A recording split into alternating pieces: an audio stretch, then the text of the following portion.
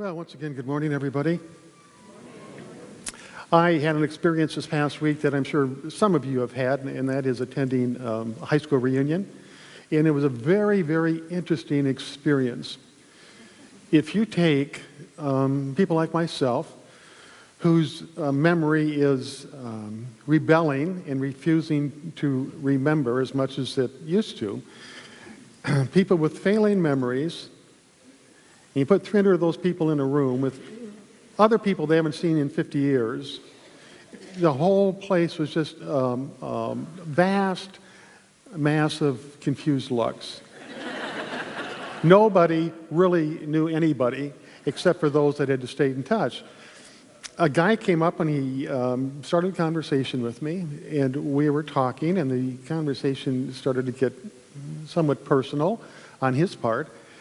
And all the time he was talking to me, my mind was just spinning. It's like, who in the hell is this guy?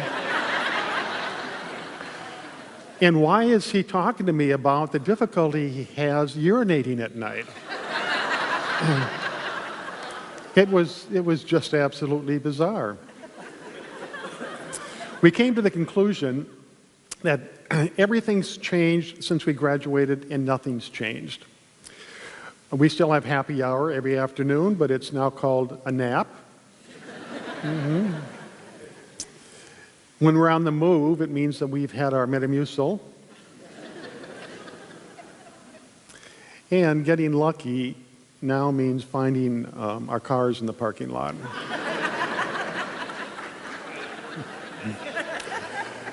Okay, enough reunion jokes. That's it. But I do want to say that the reunion itself was very upbeat. It was very lively. There was a lot of excitement about it. And primarily the reason for that, I believe, is that there's a big difference between this group of people that I graduated with and the group of people that showed up for the reunion. And the biggest thing is that there was a lot of fear that was missing. 3 fears specifically. You know, high school isn't always easy for people. It can be a difficult time. It can be trying. And we have a lot of fears in high school. And the first one is the fear of rejection. We want to be a part of the group. We want other people to like us. We want to feel like we're part of the whole. And in high school, there's an underlying current of anxiety that goes with that. Will they like me? Will they accept me? And what we do, it's not just high school, but it carries through for a great part of our lives, for most of our lives.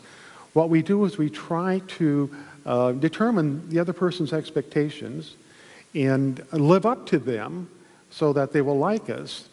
And that means that we change from being our true natural self to being somebody else that's totally different just to seek approval from other people. And we lose ourselves in the process. We can be liked by many people, but we only can be loved by other people when we're being our true self. Nobody likes anything that's artificial. Nobody likes anything that is help me out with the word here. Whoa! 11 words at once. That is fake. For a simple process. There's nothing better than an original, something that is natural. Yet we go through our life seeking this approval, and when we don't get it, we are crushed. And we're crushed because we believe if we get rejected that we're not likable. We believe that we're not lovable. If somebody criticizes us, we believe the criticism. We think they know more about us than we know about ourselves. And it's a terribly difficult process to get out of. As we meet somebody, we want them to like us. We start changing ourselves to what we think they will like, and then when they still don't like us, we feel bad because they don't like the fake self or something like that.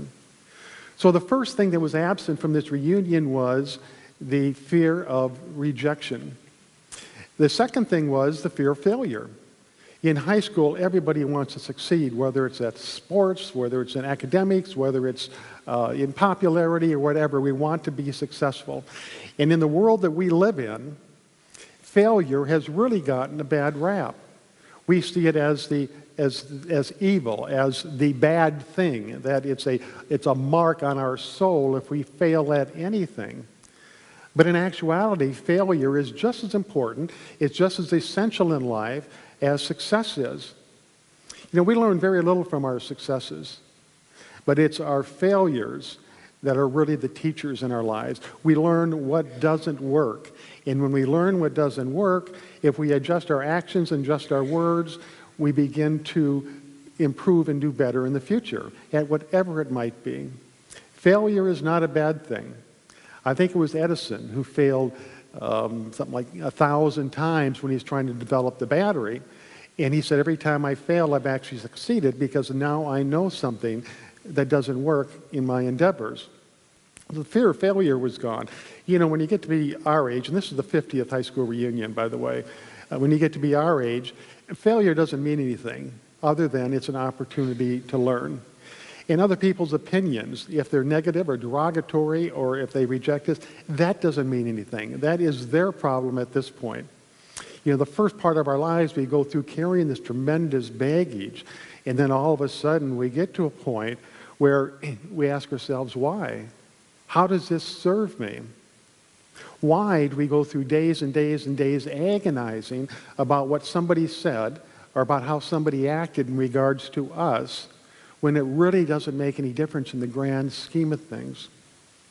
And the third fear that was missing is the fear of the unknown. We came to the conclusion, the group that I was with, that tomorrow really doesn't make a difference. You know, do good planning so that your life is going to move smoothly, but all we really have is here and now, this present moment. The future holds nothing. The future is imaginary. The future is a story inside your head that you have made up. None of us can accurately predict what's going to happen tomorrow, the next day, or in the years ahead. We can plan and we can do good planning, but in regards to moving into the future and actually living it here in the present moment, just doesn't make sense. So, fear for rejection, fear of failure, fear of the unknown were three things that everybody agreed we don't want to be a part of our lives carrying forward.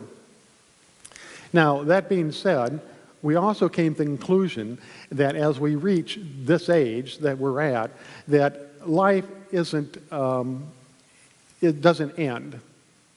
Let me back up for 1 second and use a metaphor here to help better explain. Life is like a finely written play. And in that play, you are the creator, you're the producer, you're the director of this play, and you also have the leading role. You are the star of your life. Nobody else is. This is your play. Now, the place that the play takes place is the world.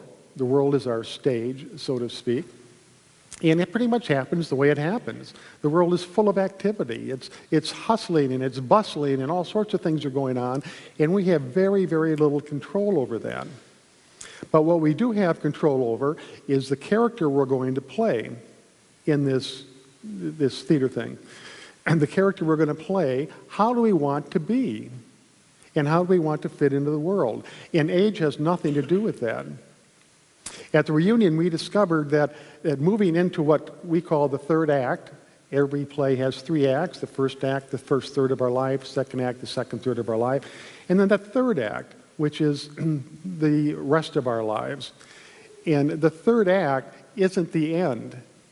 The third act is just as vital and just as meaningful and just as purposeful as all of the acts that came before it. And so when you move into that third act, it doesn't mean that you are less. It doesn't mean that you can't do as much. It doesn't mean that you've lost your purpose. It doesn't mean that life is slowly grinding down.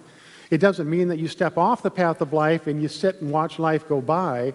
But it means, once again, you still have the opportunity to figure out, what kind of a person do I want to be at this stage of my life, and how do I fit into the world so that I'm useful and so that I'm purposeful and so that I have some sense of being alive and I'm not just waiting for the final clock to strike 12.